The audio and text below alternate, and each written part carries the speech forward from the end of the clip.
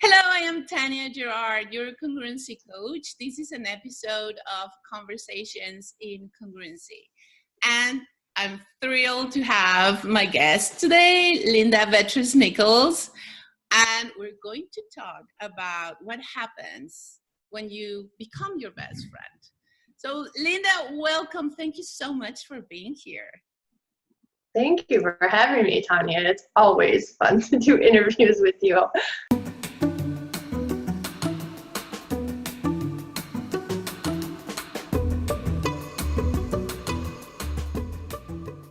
Yes, it is. And we have a story of interviews together. And I think all of them have been so cool. So Linda organized a summit about self-sabotage that was amazing. And I was honored for her to interview me. And then we had the Women Who Run with the Wolves summit too. Oh, that was so cool. That was a good one. Yeah. What was your favorite part about that one? Everybody's personal take on the messages from the book. Yeah. And their personal stories of transformation and going through the different stages of initiation, because the female psyche stuff is so interesting to me. It is fascinating. And that book, please, if you're watching and you haven't read that book, start doing it today. Like, please do. And take your time, just savor the stories because it is wonderful. Yeah, and the one thing about that book, as you well know, Tanya, is you won't read that book until you're ready to read that book. Yes,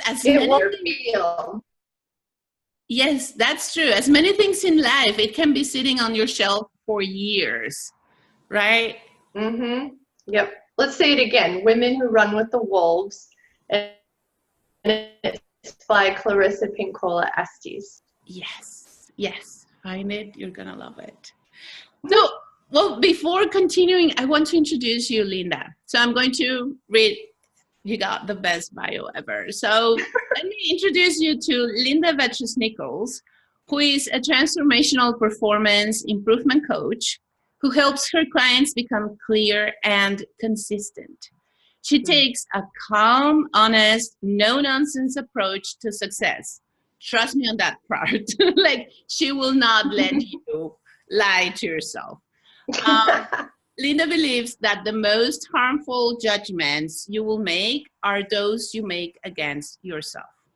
If you're looking for feedback for your latest idea, product, or service, Linda works with you to get it done now. And in like efficiency, 100%, that's Linda. It's been said that Linda is the perfect mix of your loving sister, sassy best friend, and eclectic great aunt, who will always has a crazy and interesting story to tell. So this is Linda. Right, in a nutshell. In a nutshell. Yes. So Linda, would you like to share a little bit of how does life looks like when you've just released other people's judgment, you're just at peace with yourself? That has been in coming to the understanding that we all come into this world kind of on the same plane, and through different filters, like things our parents have said to us. I mean, like, even like if your mom's like, afraid of spiders or snakes or something, right? That's a filter. And we'll sometimes take it on and now, we're afraid of spiders or snakes, right? And then for girls especially, it's like, be the nice girl, right? To the point you're losing that sense of wild, that intuitive sense, and become quite vulnerable to the predator. Sometimes our own mothers are our predators, right? Yes. And then we go through becoming a predator ourselves, right? And then it's like blaming everybody for our problems, and a lot of times it's even husbands, kids, whatever. And it's just kind of like It's everybody else. So I call it like stage of the other. And then when we start to own our own stuff, that gets into a place of numbing out with like an addiction, hitting the wall with it, and like giving up, and getting into suicidal ideation. And then when we are finally ready to just step back into our power, we step back to where we actually came from. And I just love talking about the human journey that way. And so I talk about the 3 stages of the female psyche. And we come in on stage 3, that fully embodied soul, that powerful, fully embodied soul. And it's really cool the way we're raising kids these days. There's like way less filters, less predators, and they're very connected, or allowing them to stay really connected to, the source of where they came from, right? Yeah. And so I love doing this sort of like the human journey. It's almost like a circle, and like there's a stage up here, I call it stage 3. And if you envision a piece of paper up here, this is all black, and in the right quadrant is like a great big giant flashlight, right? So we come from the light. Remember the movie Under the Tuscan Sun and the star, right? Her friend had the baby, and what did she do? She went to the window with the baby and held the baby up to remind the baby that you're from the light, right? I just love that scene.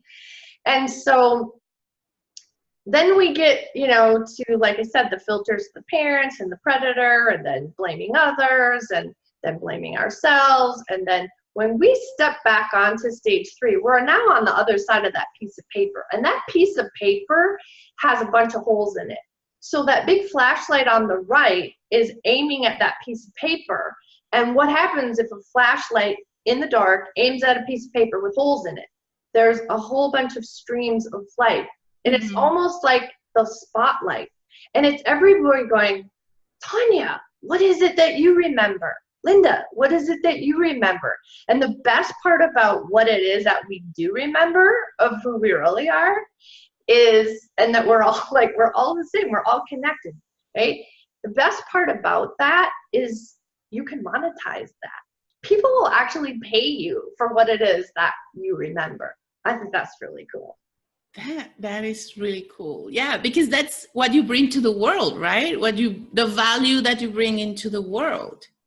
Yep, absolutely. And like I said, we like anything you think of God or source or whatever, you are omniscient, omnipresent. You are, right? As a soul. Okay? Yeah. And we aren't human beings. We are souls. Yes. We embody, right? Absolutely. So the heart is part of the human. The soul is completely different, and it embodies the human. The human is about the ego and the pain body, and this like eternal pain body that goes to infinity. And the ego is, set up to protect us, right? And so I always say, walk at the level of your soul. That's the title of my new book, right? So I think of the pain body on the left, and the ego on the right, and the soul in the middle. The soul is eternal, from infinity and beyond, right? So the soul is like, kind of like, almost like a wall, if you will. And the ego, when we aren't listening to our ego, it reaches over and, gets the pain body going. So if you're living in the human and you're not walking at the level of your soul, you don't have your soul in between those two, and they're going to get in cahoots on you. Because if you're not going to listen, then, it wrench up a few like memories of pain for you. When you're walking at the level of your soul, those two can't get in cahoots. You can hear your ego if you choose to, and you can say, thank you, and I'm going to do it anyways, right? So tell me a little bit more about the ego and the pain body. How does the ego look like, or what do we experience that we can identify as the ego, as you said, protecting us, which is a very interesting concept? So what would be an example of the ego? Right. The ego is all about future. So anytime you're thinking about the future, anytime you're worried about the future, you're in ego. When you say things like, I think, or I hope, or I should, all that is ego stuff, okay? Those words are not there at the level of the soul. The soul is like the sage. Everything just is, right? Everything is maybe. There's no duality at the level of the soul. Yes. Go ahead, Tanya. And what about the pain body? What is it about? Yep, it's about the past, all the hurt, all the pain from the past. It will always be there. You get to listen to it or not. Some people think that they like have healed from the pain body, and it's like there really isn't anything to heal when you're walking at the level of your soul. It's not so much like, oh, I have to heal. It's like you get to remember who you are, step back into your power, and just be. This is out of the pain body, out of the ego. Go ahead. Yeah, no, this is interesting because I think one fact that we need to acknowledge is that people who have lived their lives off script, like for any reason they have decided to make choices that are different from the mainstream choices, or just to, you know, to explore, to find who they are regardless of what's the information around them or what are the expectations around them. People who have followed this path have been exposed to many wounds because it's, you know, it's open field. We walk without roads, we walk without maps, and things not always turn as we expected. So I find it interesting that you talk about the pain body and these wounds of the track, but as something that it's there, but it's kind of already healed. I don't know, what's your take on this? What's your take on living a life of making choices that are not the mainstream choices, and how you find inner peace regardless of all the experiences? It's basically doing what you want, when you want. And knowing what, that's a trick right there. And you're not going to know what you want when you're listening to the ego. You're not going to know what you want when you're listening to the pain body. That happens at the level of the soul. You know, we have like a heart's desire. That's part of our humanness, right? And so that is part of like knowing what you want.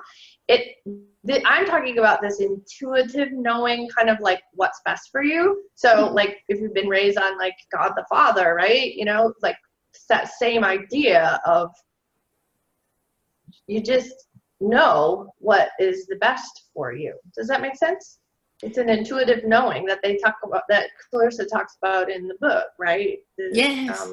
Women Around the Wolves, getting back to who you really are, getting back to your wild, so that like a wolf, you know, you can protect yourself. And humans have tried to control wolves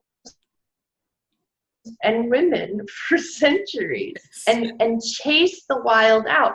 Wolves are only crazy when there's been a like I want to say drought, that's not the word I want, you know, but there's like no food, right? So there's this huge starvation going on.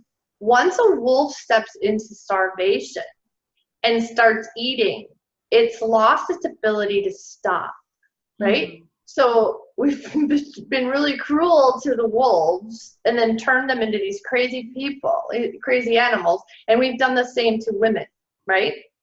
Because like, oh, like a woman's not supposed to pleasure herself, just for starters, right? There's that movie on Netflix or whatever, Hysteria, that's Riot. You know? Yes. Yeah? Yes, yes, all this controlling the nature and yeah. And the environment. Yes. Right? And then demonizing from there. Absolutely. Yes, yes, it makes sense. And it brings me back, I'm going to switch my screen because it brings me back to one of your quotes. Okay, so Linda's book title is Walk at the Level of Your Soul, and it is a beautiful collection of quotes, wisdom quotes about many of the things that we're talking about. And I have one here because I love it. It's inner peace. Inner peace comes from loving oneself and knowing what it is you love the most. The process, well, okay, here you talk about your husband, Vettrus-Nichols, how this process brings inner peace to your clients. And then you mentioned evolution means eve of enlightenment. Evolution is about rearranging our priorities. I love evolving and reinventing myself and my life. I found this valuable and golden because, you know, we exist in this society that says you made a decision and your life is set in stone. And I feel that's one of the forces that is basically crushing our souls every single day. We're not tables, we're not inanimated objects, and we're constantly evolving and just becoming whoever we are. And I love your take on this. Can you tell us more about the relationship that you find between inner peace and being open to evolution? Well, first of all, the soul can't be like crushed or killed, right? I mean, you can, you know, we have a spirit too, and you can like crush someone's spirit, right? Yeah. So that's true. If we think of the soul as our like all-powerful divinity, yeah. Mm-hmm. So in a nutshell, ask me again. What would be, in a nutshell, okay, so what would be, because you're breaking up too, so I'm not catching everything you're saying. Oh, I'm sorry about that. Yeah, internet is not being the friendliest right now. Okay, so I will repeat the question. Thank you for asking me.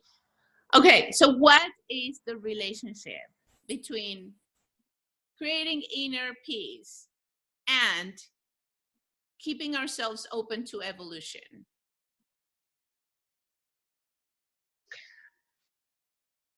We become highly evolved when we are not connected to ego.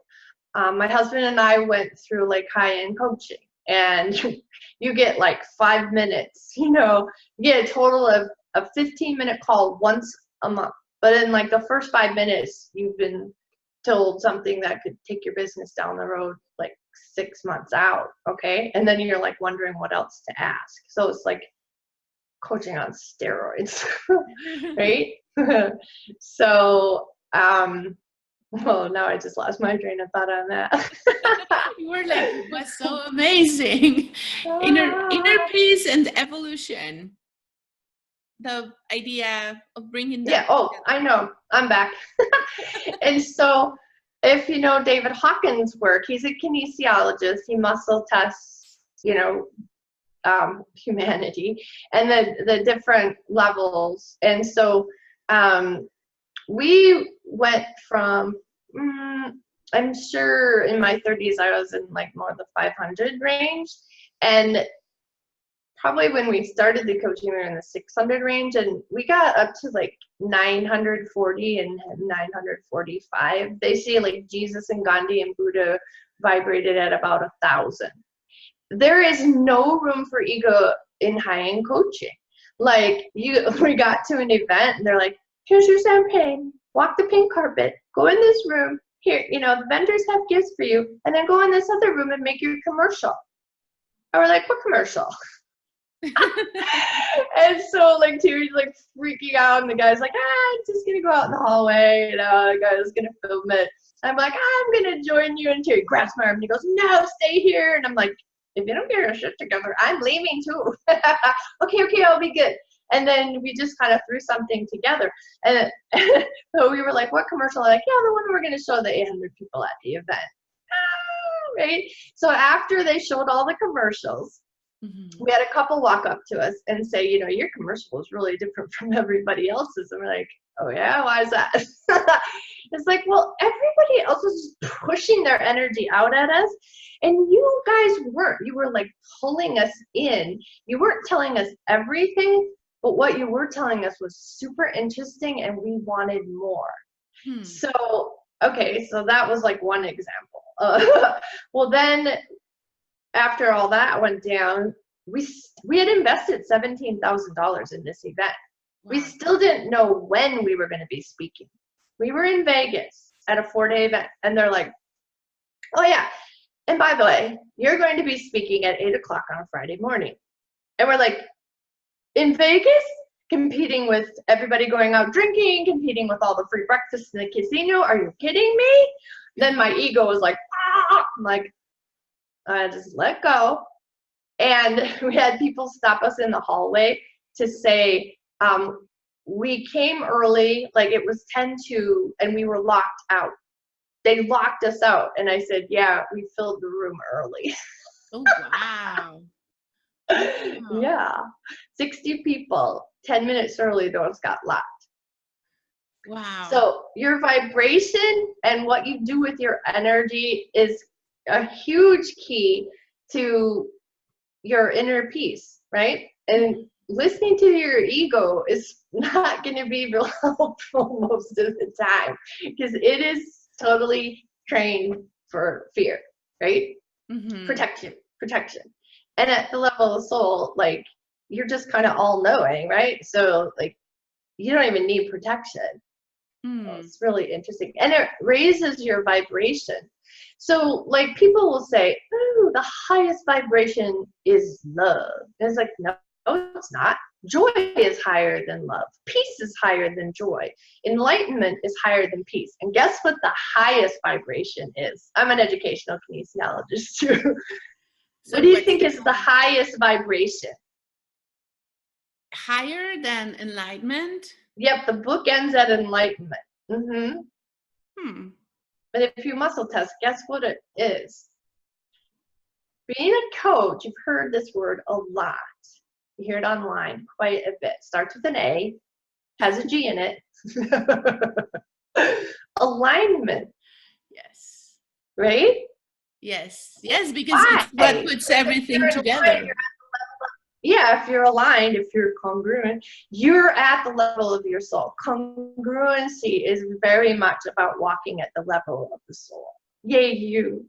Thank you. Yes, it is. And yeah, it is about just being there and being conscious of who you are and like what inputs you're receiving that are trying to pull you apart, right? And just acknowledging them, thanking them for whatever their message, but like just saying, oh, I love it. So I didn't know that. I didn't know that alignment vibrates higher than alignment.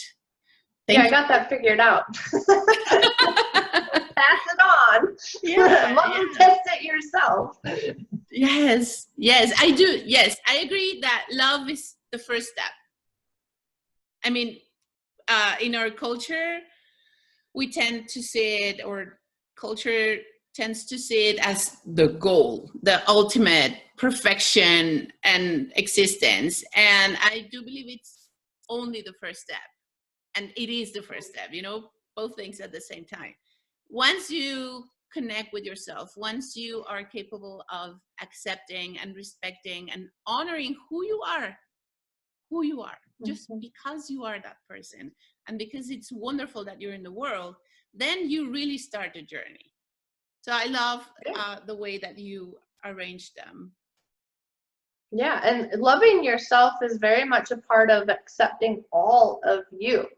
And I took a core passion assessment, and both my husband and I did, and we're like, our number one is recognition. We know exactly what's wrong, and we know exactly what to do about it. Well, the shadow of that, if you will, is about boundary. Well, I'll go one more step. The second thing was compassion.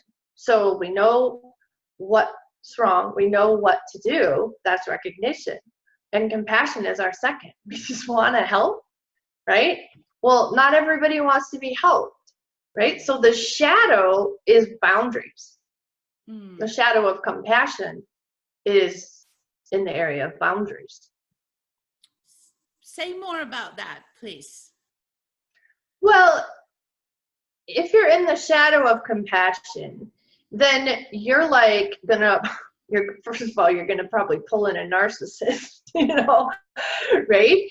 And because the shadow of that would maybe go along the lines of even people pleasing and perfectionism, and they're not gonna let you know you're perfect because they are. Does that make sense?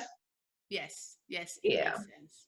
Yes, because when I start working with my clients at the very beginning of the process of becoming their best friends, we talk a lot about boundaries.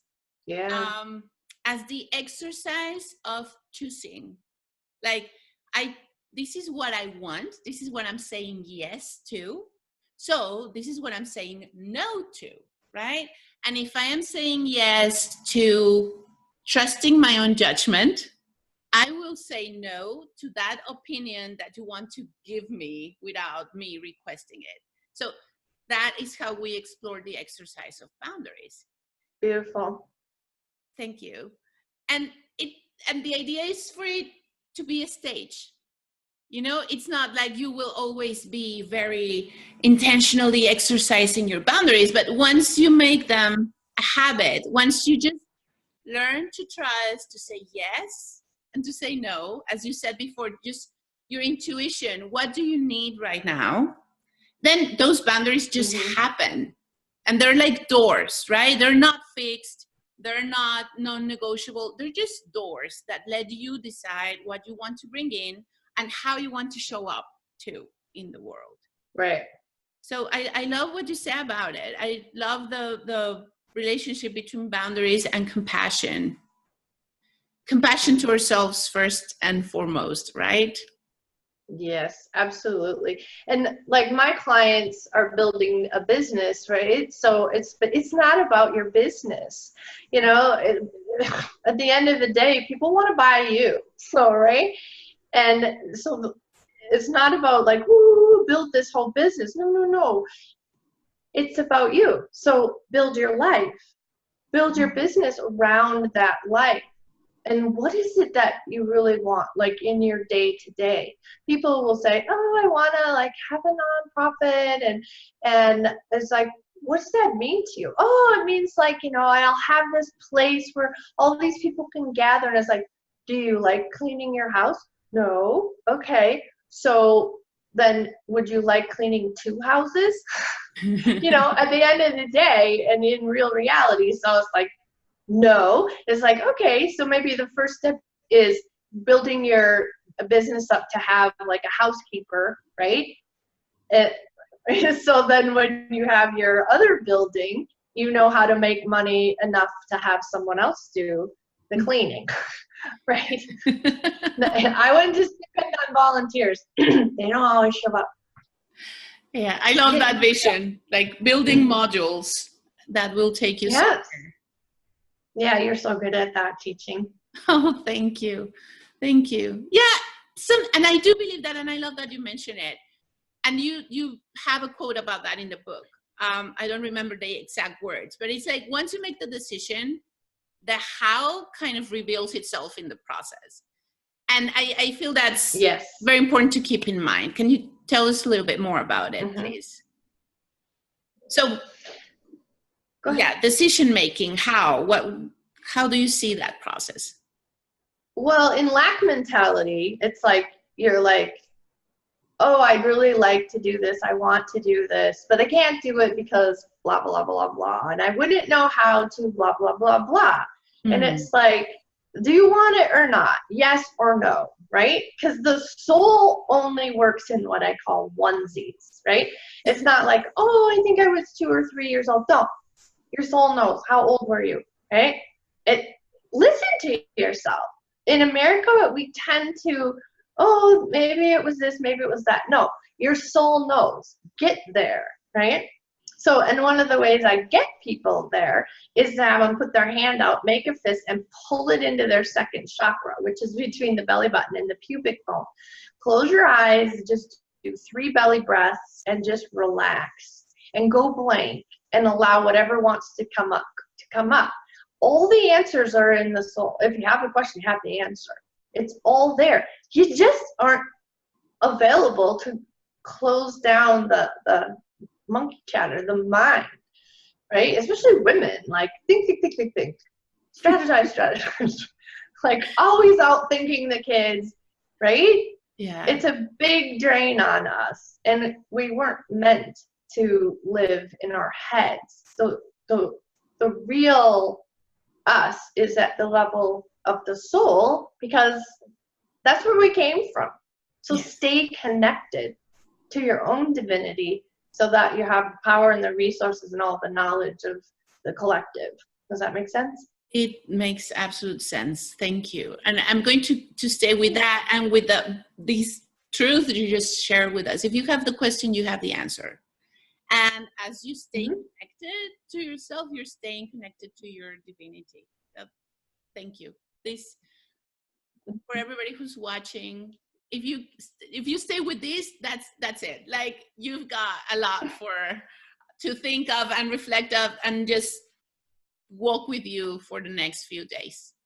If you have a question, you have the answer. You stay connected to yourself, you stay connected to divinity. This is wonderful. Linda, I will just ask you to, what would you want to say goodbye with? How would you like to wrap up this conversation? As you always interview me, if it was the only thing you had to say in the world, the only thing I would like to say today, what is it? With what do you want to leave us? It really is the title of my book, Walk at the Level of Your Soul. It really, that is so much my message, and I make sense of things. So making sense of things is my mission, and I'm really good at it. I've done it all my life, make sense of things for myself and others. So if you're looking for any type of clarity, it's almost like, I'm the oracle or something, because I don't channel. People, there's some people who they channel. I'm an open channel, and that makes me really good at being able to connect with another person's soul. And people say, you're right, and it's like I'm always going to be right to you, because this is your soul that's speaking.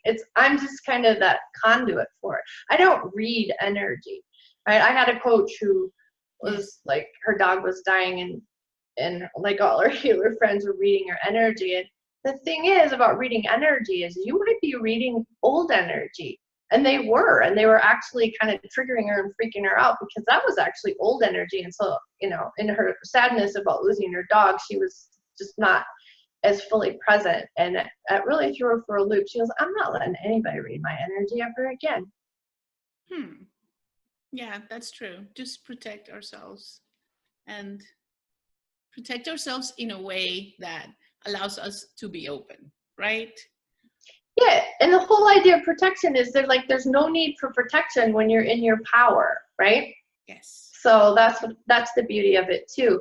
And that really helps to decrease the ego, and it helps to raise your vibration. And when your vibration raises, the vibration of the world is forced to raise, and we all get lifted up when each person does their own inner work. Yes, I agree with that. And that's the quote I would like just to read to wrap up. I had it here, but this idea that the peace in the world comes from everybody's being at peace with themselves. Right. We can't have world peace without inner peace. Exactly. So for all our friends who are watching, that I know are out there making changes, that, you're not sitting down, you are willing to collaborate and to participate and to make a reality for your ideals of a world that respects and includes and accepts and honors everybody's uniqueness, your inner peace is essential to create this world that you want to create. So thank you for reminding us that. Linda, thank you so much for this conversation, for your time. Where can people find you? Linda Vettrus-Nichols.com is my website. Perfect. So my name and then .com. .com. Perfect. I will include that link on the description of the video. And your book, can they get your book there too? It's out on Amazon. Okay. So yeah, because it's lovely. It's very short, but it's like you just need to read one of the quotes and then think about it and just process it for a few days. So right? yes. Thank you for writing that book. It has so much wisdom. You're welcome. Got another one coming. Perfect. Oh wow, thank you. Thank you so much for being here. Thank you to friends for watching, and I'll see you soon in another episode of Conversations in Congruency. So it was my guest, Linda Vettrus-Nichols, and I am Tanya Gerard, your congruency coach. Thank you for watching.